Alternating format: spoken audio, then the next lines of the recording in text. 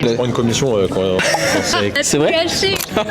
Théo d'Etienne, Ludo Pommeret, Training Therapy ou encore Whip, j'ai passé 2 jours à leur côté à l'occasion du premier congrès de trail en France et avec mon pote Baptiste, on a voulu leur poser quelques questions. Qu'est-ce que vous pensez que la science peut apporter aujourd'hui justement au monde du trail? En fait, la science, elle vient souvent valider des données qu'on retrouve sur le terrain. Et du coup, ça nous permet de diffuser un message qui était vu un petit peu comme empirique. Et ça permet du coup de justifier ou d'éviter les choses qui servent à rien. Pas faire perdre de temps à nos clients, à nos patients. Mais maintenant, tout est très interindividuel.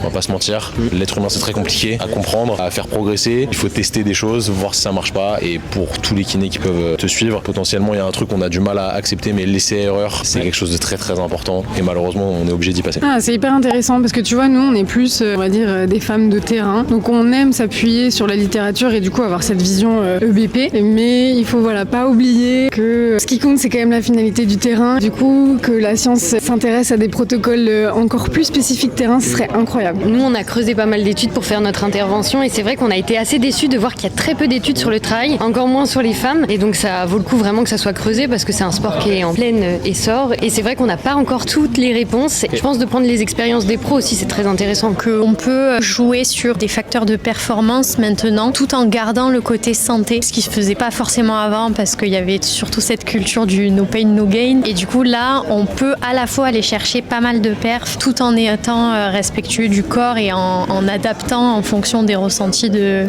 chacun. La science dans le trail, c'est assez récent. C'est un sport qui est naissant. On peut voir que vraiment l'aspect scientifique au niveau de la performance, ça fait peu de temps que ça commence à rentrer. La science, elle apporte beaucoup de données physiologiques qui permettent d'améliorer la performance. Il y a eu la naissance de beaucoup de méthodes d'entraînement. Ce qui est un peu la mode en ce moment, c'est le gut training. Après, les entraînements au lactate, plein d'autres méthodes en fait qui se développent de plus en plus. Aujourd'hui, ça ne cesse de développer. Il y a de plus en plus de pratiquants. Déjà pour améliorer nos méthodes d'entraînement, voir comment mieux performer en trail et aussi surtout le côté plutôt santé, quelles peuvent être les conséquences du trail, améliorer nos disciplines en termes de performance et prévention également.